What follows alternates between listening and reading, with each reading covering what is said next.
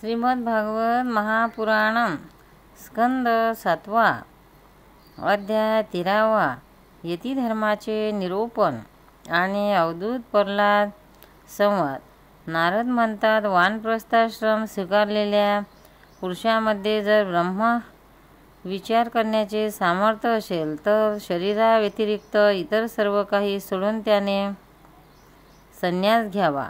तसेच कोणतीही अपेक्षा न ठेवता एका गावात एक रात्र राहण्याचा नियम करून पृथ्वीवर संचार करावा। जर वस्त्र नेसावायचे असेल तर गुप्त अंग झाकण्यासाठी फक्त लंगोटी नेसावी आणि काही आपत्ती नसेल तर दंड आणि आश्रमाचे चिन्ह असणाऱ्या वस्तूखेरीज त्याग केलेली कोणतीही वस्तू पुन्हा ग्रहण करू नये।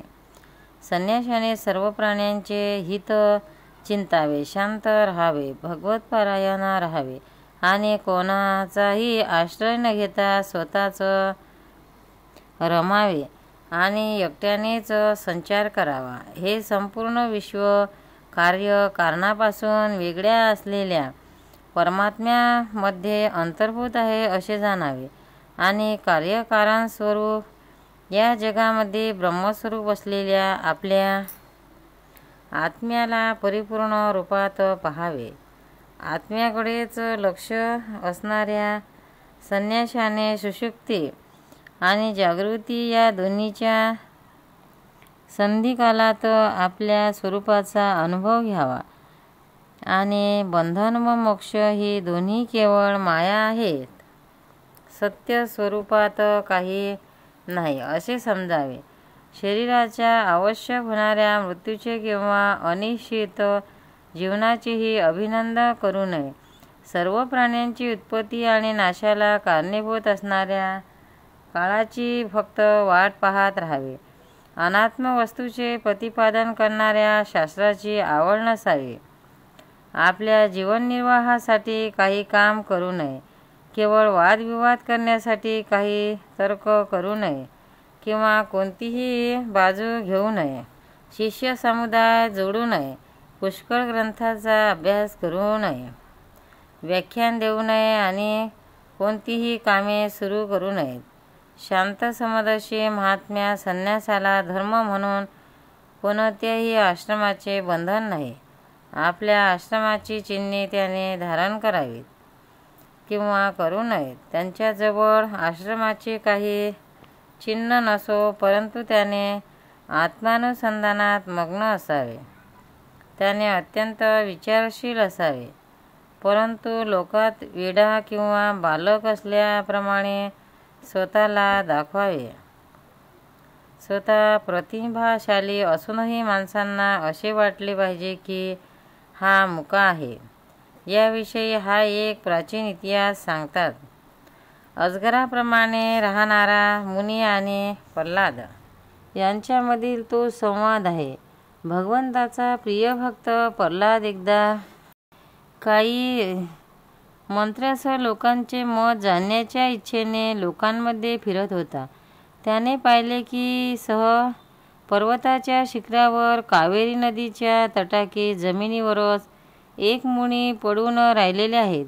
त्यांचे अंग धुळीने माखले असलेले त्यांचे निर्मळ ते झाकले गेले होते।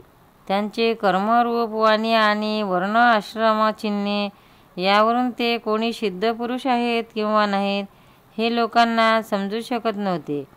भगवंताचा भक्त प्रल्हादाने आपले मस्तक त्याच्या चरणावर ठेवून नमस्कार केला आणि विधीपूर्वक त्याची पूजा करून सत्य जाणून घेण्याच्या इच्छेने त्यांना हा प्रश्न केला।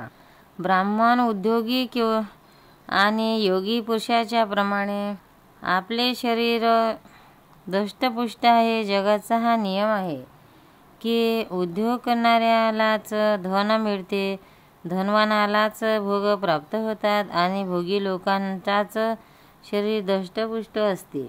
याखेरीज पुष्टीचे दुसरे कोणतेही कारण असू शकत नाही।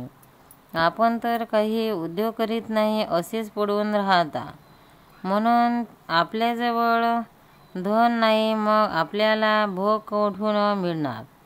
भोगाखेरीज आपले हे शरीर धष्टपुष्ट कसे हे विप्रवर, हे आम्ही ऐकण्यासारखे असेल तर सांगावे. आपण विद्वान, समर्थ आणि चतुर आहात.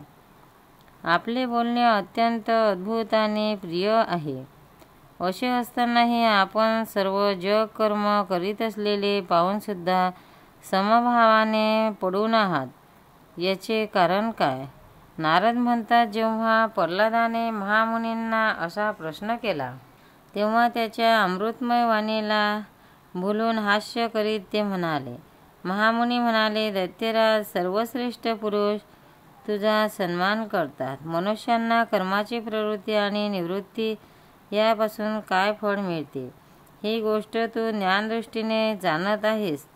तू करीत असलेल्या अनन्य भक्तीमुळे भगवान नारायण सदैव तुझ्या हृदयात विराजमान असतात आणि सूर्य जसा अंधार नष्ट करतो त्याप्रमाणे ते तुझे अज्ञान नष्ट करतात. तरीसुद्धा राजा, मी जसे जाणले आहे त्यानुसार मी तुझ्या प्रश्नांची उत्तरे देतो, कारण आत्मशुद्धीची इच्छा असणाऱ्यांनी तुझा सन्मान अवश्य केला पाहिजे.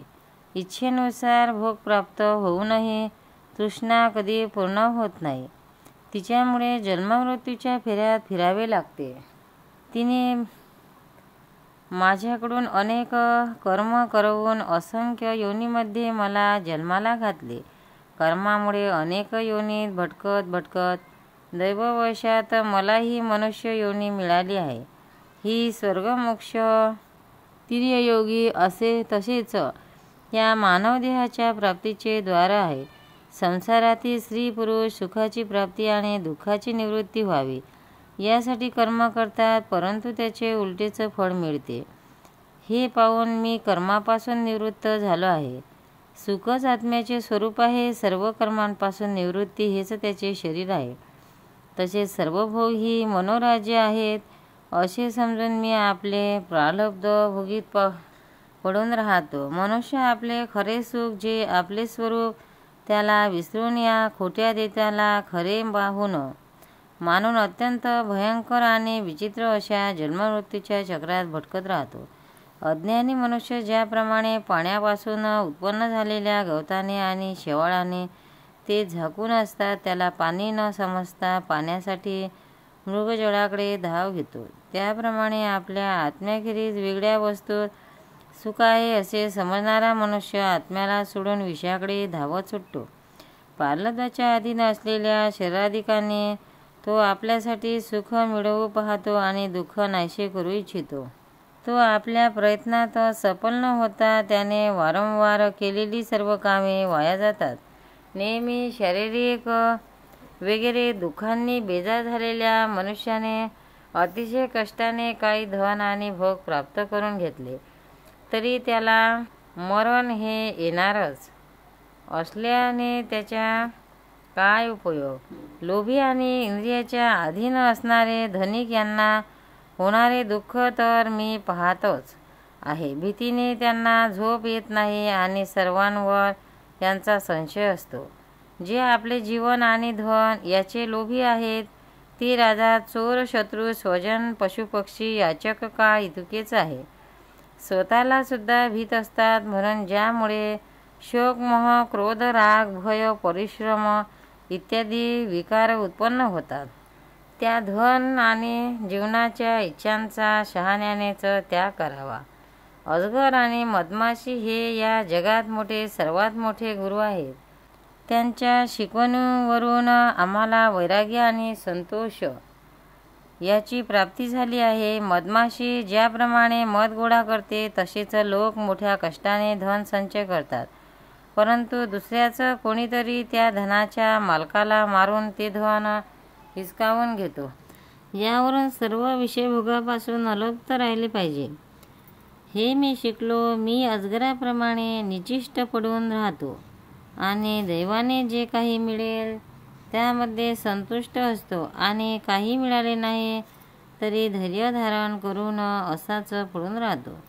कधी थोडे अन्न खातो तर कधी पुष्कळ, कधी स्वादिष्ट तर कधी बेचव आणि कधी अनेक गुणांनी युक्त तर कधी अजिबात गुण नसलेले, कधी मोठ्याच्या प्रेमाने दिलेले अन्न खातो तर कधी अपमानपूर्वक दिलेले आणि कधी कधी तर आपोआप मिळवल्यावर, कधी दिवसा, कधी रात्री, तर कधी एकदा भोजन झाल्यावर सुद्धा पुन्हा भोजन करतो. मी आपल्या प्रारब्धानुसार मिळणाऱ्या भोगावरच संतुष्ट असतो. म्हणून रेशमी सुती, हरिणाचे कातडे किंवा फाटके वस्त्र, झाडाची साल किंवा आणखी काही जे वस्त्र मिळाले ते मी अंगावर घालतो. मी कधी जमिनीवर, गवतावर, पानावर, दगडावर किंवा राखेच्या ढिगावरही पडून राहतो. तर कधी दुसऱ्याच्या इच्छेनुसार महालातील पलंगावरील गादीवरही झोपतो. दैत्यराज कधी स्नान करून शरीराला चंदन लावून सुंदर वस्त्र, फुलांचा हार आणि अलंकार घालून रथ, हत्ती आणि घोड्यावर बसून हिंडतो. तर कधी पिशाचासारखा अगदी नग्नपणे हिंडतो. माणसाचे स्वभाव वेगवेगळे असतातच, म्हणून मी कोणाची निंदा करीत नाही की कोणाची स्तुती करीत नाही. मी फक्त त्याचे कल्याण आणि परमात्म्याशी ऐक्य इच्छितो. सत्याचे अनुसंधान ठेवणाऱ्या मनुष्याने त्याला जे अनेक प्रकारचे पदार्थ आणि त्याचे भेदाभेद दिसतात त्याचे चित्तवृत्तीमध्ये हवन करावे. या पदार्थासंबंधी वेगवेगळे भ्रम उत्पन्न करणाऱ्या चित्तवृत्तीला मनाला सात्विक अहंकार आणि सात्विक अहंकाराला महत्त्वाद्वारे मायेत हवन करावे. अशा प्रकारे हे सर्व भेदाभेद आणि त्यांचे कारण माया हेच आहे अशा बुद्धीचा निश्चय करून नंतर त्या मायेला आत्मानुभूतीमध्ये हवन करावे. अशा प्रकारे आत्मसाक्षात्काराद्वारे आत्मस्वरूपात स्थित होऊन निष्क्रिय आणि विरक्त व्हावे. माझी ही आत्मकथा अत्यंत गुप्त आणि व्यवहार व शास्त्र यांच्या पलीकडची वस्तू आहे. तू भगवंताचा परमभक्त आहेस म्हणून मी तुला हे रहस्य सांगितले. नारद म्हणतात, मुनीकडून परमहंसाच्या या धर्माचे श्रवण करून प्रल्हादाने त्याची पूजा केली आणि त्याचा निरोप घेऊन मोठ्या प्रसन्नतेने त्याचे आपले राजधानीकडे प्रयाण केले. गोपाल कृष्ण भगवान की जय. भक्तांना व्हिडिओ आवडल्यास व्हिडिओला लाईक करा, शेअर करा, सबस्क्राईब करा. तसेच बाजूला असलेल्या बेलवर क्लिक करा म्हणजे याच्यापुढील सर्व व्हिडिओ तुम्हाला सर्वात आधी मिळत जातील. जय श्री कृष्ण.